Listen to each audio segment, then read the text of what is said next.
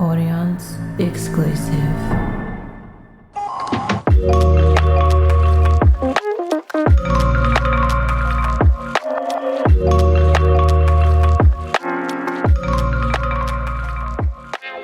Hello. Happy 2024, my friends. This is Beautiful Subconscious greeting you on the day one of 2024, and what a privilege that is. I'm your host, Shell Marie, and I love a good New Year's. I absolutely love the energy behind it. I love the excitement, the enthusiasm. That's if you didn't rock out too much yesterday. And I just really feel super inspired, like many of us at the start of the year. And yes, like many also, it can dwindle, but right here, right now, let's just relish in this excitement of newness. Like, what will this year entail? Only time will tell. So this episode is all about just really gearing ourselves up, not to set goals, but to actually redefine and get really clear on habits. Because our habits will dictate our days, and our days will dictate our destiny. So instead of being goal orientated, how about we look at just creating these habits within and watch what they do for our lives, look what they do for our destinies, look what they do for what it is that we want to set out and achieve. So 2024, it is on. I love all things spirituality and learning more, any which way that we can find out more about ourselves. Like, I'm hot on the pattern. I think it's just uncanny how accurate that app is. It blows my mind. I'm like, how do you know this all about me? So I love the pattern. I love numerology. I love seeing angel numbers, or numbers speak to me quite frequently. I'm just like, oh, there's some sort of universal code of communication that's happening to me. I love my psychic Donna. I love any which way that we can just connect to other realms of who we are. I am all for it. So I did have a little Google as to what 2024 is in numerology. It's probably the only time really that I gear into numerology is at the start of the year. I don't generally follow too much Chinese New Year's and things like that, but like at the same time I do. This is the only time of year that I really think to look at it, however. So I did look up 2024 and what's in store. And, according to astrostyle.com, this is the 8 universal year, and it's called the accelerator. So the 8 universal year, according to them, is a time to make intentional moves. With a focus on material aspects of your life, we can take direct and powerful leaps forward to manifest our dreams and get paid doing it. Yes, fucking yes. Excuse me. It's New Year's. I never freaking swear, but that's coming out. Soz. So 8 is all about being that power number. It represents abundance on its highest level. The Chinese zodiac.org, this gave another numerology prediction. And this is all about, it actually really resonated when I read this, because I'm like, I feel, for me and for many of my clients are on this journey where since 2020, it's been a lot. There's been a lot of shifts. There's a lot of transitions. There's a lot of movement in life. There's a lot of changes. There's a lot of growth. There's a lot of looking and really addressing some, pain within in order to land in a space that is more deeply connected to who we truly are, to what we're truly worth, what we want out of life, and being so okay to command that and claim that. So that's what I'm excited for. So the Chinese zodiac.org was saying that in 2020, we had our universal year 4, and where we had to rethink and rebuild our foundations. Right. Then we had our universal year 5, which challenged us to be flexible and to redefine what freedom means to us. And again, that was 2021. I could totally relate to that. There was a lot of shifting and shaking in that year also. 2022 brought us major changes in relationships as we entered in our universal year 6 of love, healing, and relationships. I can absolutely agree with that. And 2023, the universal year 7 showed us that life is about joy, creation, and evolving from positivity and balance. Like, that was it in a nutshell. Everything was coming back to pleasure and coming back to that center of enjoyment and joy and allowing yourself to really find that balance within. So in 2024, the universal year number 8 is the year to manifest your goals, to take charge of your life, to face the consequences of your actions, and to also seek a year of equilibrium, to respect natural order and align yourself with your higher purpose. The number 8 is a symbol of harmony and balance between the feminine and the masculine energies of yin and yang. It teaches us to seek equilibrium in the areas of our lives, such as work, relationships, or spiritual growth. I absolutely agree with that. And on a previous episode, I was talking about how in the previous years, I feel that there was a lot of unawareness or a more of a blinkered state in not knowing how perhaps some of our behaviors were detrimental or self-escaping or self-destructive, whether we meant it or not.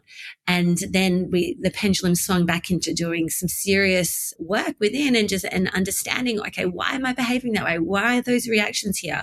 What are they all about? What do I need to do and be aware of? And what gold is in here that I need to now receive and embody to move forward, so these reactions are no longer stunting my growth and the love and happiness that I deserve. And so now from that, it's like, okay, I've found that space within where I've come to harmony, and now it's taking this aligned action from a more integrated, equal baseline. I am all freaking for it. So this year I have set out to not necessarily go for goals, because I think goals can be, we get that goals can lose their oomph, and then it can be quite self-condemning when, things get in the way and we lose that gusto, and then they don't eventuate how we think. So instead of that, I'm all about habits, just really formulating aligned habits, because coming from those aligned states and taking those aligned actions and making them into a habit, then what you want and what you deeply desire will come into fruition, probably even better than what you think the goals would have achieved. So for me, it's all about changing my first habit. So I think I've got about 3 that I wrote down, 3 or 4. So my first habit is changing my approach to planning. So planning for me, I've had a love-hate relationship with it. I'm like, all right, I've got get everything done. I'm rigid about it. I block everything out, and I wish everyone would leave me alone just so I could just gung-ho and just go for it. And I can't get anything done until that's done. And so again, in the universal law of energy, that extreme has to come back. And then I kind of resented planning. I was like, you know what? I just think I'm needing to just allow myself some rest and just go with what feels right. And again, that structure, or the flimsy lack thereof, needs to swing back into a more integrated state. And so, not saying that last year was like flimsy or unorganized. It definitely had some structure and some elevations and expansions. But now, just my relationship to planning, I think it doesn't need to be one or the other. It can be both, and it can be playful. Because I think when we come from that state of play, we're going to achieve what we want in the most harmonious way. And so instead of planning my week, I now reframe it to, how do I want my week to play out? And there's just a different energy underneath that. Still, there's a sense of planning underneath it, but it's taken away a little bit of that pressure, rigidity, seriousness that can really contract, other ways that can be on offer and easier, more aligned ways to go about it, because we're just not opened enough to receive it. So when we change the way that we approach things of how would I like my week to play out? Like if I recorded those episodes, how would I feel after that? After that catch-up meeting for these partnerships, how will I feel after that? All those clients that I get to connect with, and we get to clear subconscious and elevate together and really get, aligned action and clarity within our minds and our emotions. How will that feel? And so suddenly that's going to change the whole way that I approach it. It's going to feel more conducive to my sole purpose of liberating people and living from that liberated state. And it's also going to allow for it to be more open and adaptable to other ways of approaching it if there's something in more alignment. So it's, how would I like my week to play out? And I say that to myself on Sunday. This is how I'm going to go about it, and just allow every area that I would like to accomplish in, visualize it, see it play out, get excited by it, and write it down and just allow for it to play out the way that it should, or the way that it will divinely be played. So allowing my week to be more infused with play and allowing my relationship with planning to be from a more playful state. The next is definitely celebrating more wins. I want to create that habit of celebrating more wins, big or small. Yes, we understand how amazing it is to celebrate these wins because more means more means more. And so I'm all for it, and I love celebrating other people's wins, but for some reason, I do notice without me consciously being aware, sometimes I'm just like, oh, cool. I just want to just quickly, for me, I just need to just accomplish that. Then I'll celebrate it. It's like, you know what? What about the 15 things that you've accomplished just before this major thing? Let's give them the recognition that they deserve. Let's create these habits of finding wins in every moment. Creating these habits of seeing every day as a win, regardless of how it's turned out. Because on a higher level, it actually is. Every day is a win. And that is a habit that we all deserve to embody, really infusing that knowingness that every moment is an absolute win. The next habit is embracing my humanness. So often I noticed, especially in 2023, in this line of work, and I think people that are becoming more spiritually aware or self-aware in that space, you can reason with everybody else and what it is that they're going through, and you can take empathy with their current state of being. All right, I get it. But then when things happen in our field or our world, it can be like, well, I should have known better, and I probably don't have as much grace as what my humanness deserves. And allowing myself just to really feel things without being like, well, why am I feeling this? And why is this emotion coming up? I want to have that moment of humanness, because this is as valid as anything else, just to be like, this is a raw emotion. It's like a baby crying. Just let the baby cry for a hot second. We want to be like, why are you crying? It's just like, it is just releasing. It's allowing itself to purge. It's like the most innate, primitive response, just to allow it to soothe itself through crying, and obviously be there. Don't let he or her just cry on their own, but just know that it's going to pass. So just allowing that emotion to be fully felt, fully expressed, let it come out and let it go without needing to overanalyze every given moment. There, again, it's always about that equilibrium of awareness and allowance. Awareness and allowance. And so the fourth habit, and in my opinion, the most important, is to not breach my own standards. I think we all deserve to formulate habits where we're not breaching our own standards. What that will look like will be completely customized and personal to you.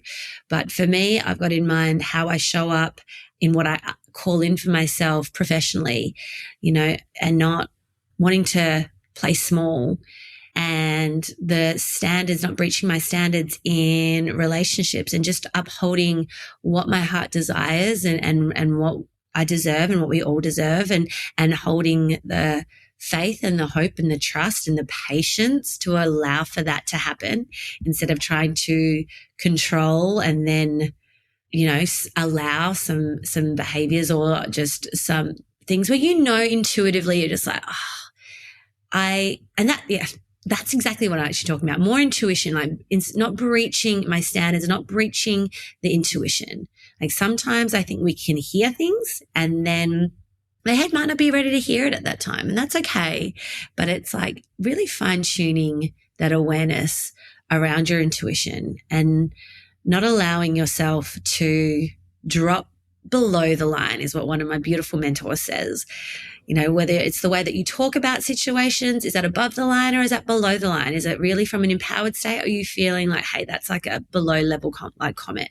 Does it need to be said? Probably not. Is it going to do much for your life? Not if you put it that way. So it's just fine tuning those habits, and also just allowing to tolerate more. I think we all deserve to increase our tolerance to commanding more in our lives. And that's not coming from greed, and it's not coming from ego.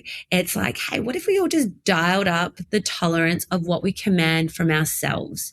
and then not breach that standard for allowing that to drop? What would be different in your life? What would change? I dare say so much. And I can dare say that you would feel just this little like, oh, this nervousness of like, hey, that's going to require a different level of me. So cool. Let's level up to that. And then let's not breach that standard, anything below that. Turn up the dial of what we tolerate at that level. Let that be our baseline and just be aware of when we're breaching that standard.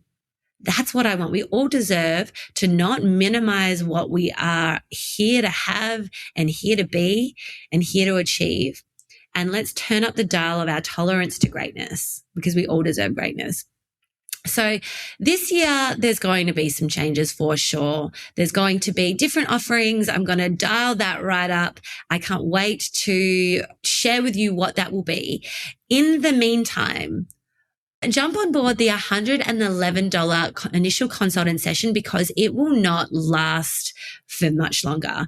I would love to get as many of you on board this, where you can experience such rapid shifts within your subconscious that will provide the confidence, the clarity, the knowingness, the worthiness, the alignment to your worthiness, which is always there, for you to really just take that massive leap within this year. This is what this year is all about. So let 2024 be the year that you completely accelerate. Like, take your foot off the brake and just allow yourself to push down on the accelerator and see what happens, because you've got what it takes. We're commanding more. We're rising our tolerance. And, this is the year. No matter whether it's the 1st of January, whether it is, March 14th, there's never a right time like now. So whenever you listen to this, now is your time.